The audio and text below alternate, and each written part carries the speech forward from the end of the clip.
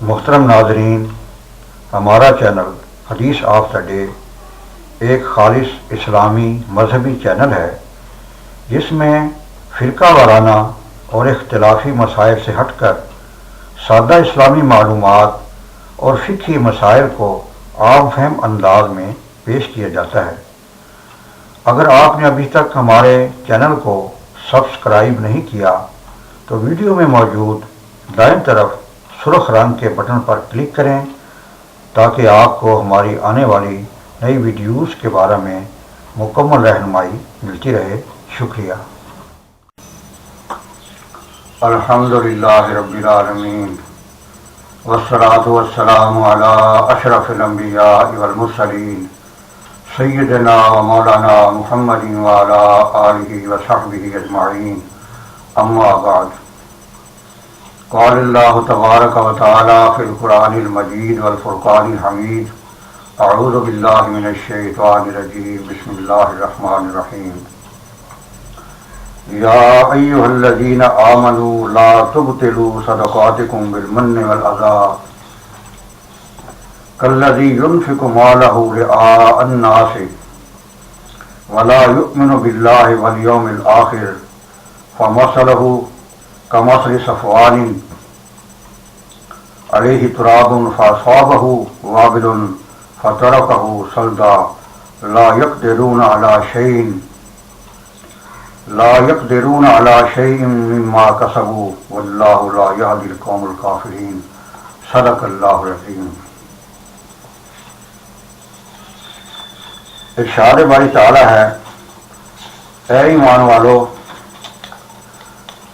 اپنی خیرات کو احسان جتا کر اور ایذا پہنچا کر برباد نہ کرو۔ جس طرح وہ شخص جو اپنا مال لوگوں کے دکھاوے کے لیے خرچ کرے اور نہ اللہ تعالیٰ پر ایمان رکھے نہ قیامت پر، اس کی مثال اس صاف پتھر کی طرح ہے جس پر تھوڑی سی مٹی ہو، پھر اس پر زوردار میںہ برسے اور وہ اسے بالکل صاف اور سخت چھوڑ دے۔ ان ریاکاروں کو اپنی کمائی میں سے کوئی چیز ہاتھ نہیں لگتی اور اللہ تبارک و تعالی کافروں کی قوم کو سیدھی راہ نہیں دکھاتا۔ بزرگوں اور دوستوں بھائیوں، ان آیات کریموں میں یہ بات بتائی گئی ہے کہ اگر کوئی آدمی صدقہ خیرات کرتا ہے اور وہ اسے دکھاوے کے لیے خرچ کرے یا لوگوں کے لیے کہ لوگ مجھے سخی کہیں، تو ایسی خیرات قبول نہیں ہوتی۔ دین اسلام ایک ہمدردی اور غم گساری کا مذہب ہے۔ دوسروں کے کام میں آنا، ان کی پریشانی و تکلیفات میں ان کا ساتھ دینا، یہ اللہ تبارک تعالیٰ کا حکم ہے۔ اسی میں صدقہ خیرات بھی داخل ہے۔ دراصل اللہ تبارک و تعالیٰ نے روزی جو ہے وہ لوگوں میں تقسیم کر دی ہے۔ رزق کی تقسیم اللہ تبارک تعالیٰ نے کی ہے۔ فرمایا نحن قسمنا بینہم معیشتہم، کہ ہم نے لوگوں ان کی معیشت کو، ان کی روزی کو تقسیم کر دیا ہے۔ کسی کے پاس اتنا پیسہ ہے، اسے علم ہی نہیں کہ میرے پاس کتنی رقم ہے۔ اس کے برعکس کوئی آدمی 2 وقت کی روٹی سے بھی تنگ ہے، تو یہ اللہ تبارک تعالیٰ کی تقسیم ہے۔ اللہ تبارک تعالیٰ جس شخص کو جس حال میں بھی رکھیں تو رکھ سکتے ہیں، اور پوری کائنات میں اسی کا حکم جاری و ساری ہے۔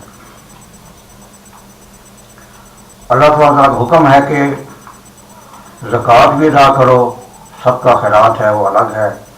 غرباء کی مساکین کی مدد کرو۔ ہوتا یہ ہے، یعنی عام طور پر یہ ایک دیکھنے کی بات ہے کہ جو آدمی سخی آدمی کسی غریب کو کچھ دیتا ہے، خیرات میں سے، صدقات میں سے، ویسے اس کی مدد کرتا ہے، تو کچھ عرصہ کے بعد اس پر احسان جتانا شروع کر دیتا ہے۔ ابھی میں نے فلاں وقت تمہاری مدد کی تھی، یا کسی یہ الفاظ نہیں کہتا تو ویسے اس کے ساتھ تحقیر آمیز سلوک کرتا ہے، اس کو جو ہے وہ گری ہوئی نظروں سے دیکھتا ہے کہ یہ آدمی صحیح نہیں ہے۔ یہ عام مشاہدہ کی بات ہے، سارے لوگ بھی ایسے نہیں ہیں، مگر ایسے لوگ ہیں جو کثرت سے ہیں کہ کسی کو دے دیا، کوئی آدمی مقروض ہے، اس پر سخت وقت مشکل ہے، قرض خواہ تنگ کر رہا ہے، اس کا جینا دوبھر کر دیا ہے، اگر کسی سیٹھ نے جس کو اللہ تبارک تعالیٰ نے اچھی طرح سے روزی عطا فرمائی ہے اس کی مدد کر دیتا ہے، اس کو قرض سے نجات دلا دیتا ہے، کچھ عرصہ کے بعد وہ اس پر احسان بھی رکھتا ہے، اسے تکلیف بھی دیتا ہے۔ اللہ شاہ فرماتے ہیں لا تبطلوا صدقاتکم بالمن والاذی، لا تبطلوا صدقاتکم، اپنے صدقات کو، اپنی خیرات کو باطل نہ کرو، ضائع نہ کرو، بالمن والاذی، احسان جتا کر اور تکلیف دے کر۔ اس کی مثال اس طرح بیان فرمائی گئی کہ جیسے ایک پتھر ہو، چکنا پتھر ہے، اس پر تھوڑی سی مٹی پڑی، اب اس پر غلہ نہیں ہو سکتا، تھوڑی سی مٹی اگر ہے، بارش کی فوار آئی، مٹی کو بہا کر لے گئی، اس میں کوئی آدمی سمجھے کہ اس میں غلہ اگائے گا یا کوئی چیز اگائے گی تو نہیں ہو سکتی کیونکہ مٹی ضائع ہوگی۔ یہی مثال اس ریاکار سخی کی ہے جو اپنا صدقہ خیرات دیتا ہے مگر احسان جتاتے اس کا صدقہ خیرات ضائع ہو جاتا ہے۔ عام طور پر یہ ہوتا ہے کہ کوئی سیٹھ آدمی کسی کو کہے بھائی یہ، کوئی آدمی کہے بھائی یہ تمہارے محلے میں جو آدمی ہے انتہائی غریب ہے، مفلس ہے، مقروض ہے، آپ اس کی مدد کر دیں زکوٰۃ صدقات سے یا کسی چیز سے، بیچارہ بہت پریشان ہے، 2 وقت کی روٹی سے بھی تنگ ہے، مقروض الگ ہے۔ بعض لوگ کہتے ہیں بھائی یہ جو کچھ بھی کر رہا ہے کرنے دو، جہاں لگا وہ لگا رہنے دو، اگر اس کو ایک بار زکوٰۃ دے دی اس کا یہ عادی ہو جائے گا، ہر سال ہی آئے گا کہ وہی مجھے پیسے دو، زیادہ دے ہی نہیں، اسے دینے ہی نہیں چاہیے، اس طرح بھی لوگ جواب دے دیتے ہیں یا ویسے کسی طریقے ٹال دیتے ہیں۔ یعنی مشاہدہ کی بات ہے، کوئی آدمی غریب ہے، بیمار ہے، مقروض ہے، پریشان حال ہے، اسے پیسوں کی ضرورت ہے، کسی سیٹھ صاحب کسی نے کہا بھائی یہ آپ کا عزیز ہے، رشتہ دار ہے، اس کے حالات صحیح نہیں ہیں، آپ اس کی مہربانی کر کے مدد کر دیں، تو کہتا بھائی مجھ سے اس کی بات نہیں کرنا، بس جو بھی کرتا ہے کرتا رہنے دو، اگر میں نے ایک بار دے دیا تو ہر سال اس کا یہ معمول بن جائے گا کہ مجھ زکوٰۃ دو۔ تو ایسے لوگ بھی ہیں کہ ایک بار زکوٰۃ دینے کے بعد آتے ہیں بار بار، مگر دینے والے کو وسیع ظرفی کا مظاہرہ کرنا چاہیے، وسیع القلبی کا مظاہرہ کرنا چاہیے کہ میں نے زکوٰۃ دینی تو ہے، اور زکوٰۃ جو ہے وہ اللہ تعالیٰ کا حکم ہے تو میں دے دوں تو کوئی بات نہیں ہے، جواب اسے نہ دے، زیادہ نہ تھوڑی دے دے، کیونکہ یہ اللہ تعالیٰ کی تقسیم ہے۔ اللہ کا حکم یہ ہے کہ میں نے تمہیں روزی عطا فرمائی ہے، وسیع روزی ہے، یہ تو پتہ نہیں کتنے پیسے ہیں میرے پاس، جس سے سخی آدمی کی مثال ہے، اور بھی آ رہے ہیں، اگر میں اس کو دے دوں گا تو کوئی فرق نہیں پڑے گا۔ اسی میں ایک مسئلہ بھی ہے کہ بعض لوگ زکوٰۃ کے پیسوں سے دوسروں کو حج کرواتے ہیں، یعنی وہ دوسروں کہتے ہیں بھائی میں نے آپ کو حج کروانا ہے، اور آدمی خوش ہوتا ہے الحمدللہ کہ میں اللہ تعالیٰ گھر کی زیارت کروں گا، بڑی بڑی خوش قسمتی ہے، مگر کہتے یہ ہے کہ بھائی اگر 5 لاکھ کا خرچہ ہے تو لاکھ تم کر لو، 4 لاکھ ہم کر دیتے ہیں، یا 50 لاکھ تم کر لو، یا سارا خرچہ ہم کرتے ہیں مگر جانے کا جو خرچہ ہے وہاں کا وہ تم کر لو۔ اور اس غریب کے پاس اگر اتنے پیسے بھی نہ ہوں 10-20 हज़ार अपने इकट्ठा कर ले तो मैंने भी हज पर जाना है, परेशान करता है, चलो मैं कि कर्जा ले लेता हूँ 10-20 हज़ार 50 हज़ार में, मैंने आकर अल्हम्दुलिल्लाह हज पर जाएंगे, तो कोई बात नहीं, इससे वो कर्ज लेता है फिर वो हज पर जाता है। सवाल ये है कि जिस शख्स ने इस तरह से हज करवाया क्या उसकी ज़कात अदा हो गई? ज़कात में तमलीक शर्त है, यानी जिसको ज़कात दी जाए उसको मालिक बना दिया जाए, भी ये रकम मैं दे रहा हूँ ज़कात की है, और उसमें ये कहना भी शर्त नहीं, ये मसला भी दरमियान में आ गया, ये कहना भी शर्त नहीं है भाई ये ज़कात की रकम है। बाद लोग ये समझते हैं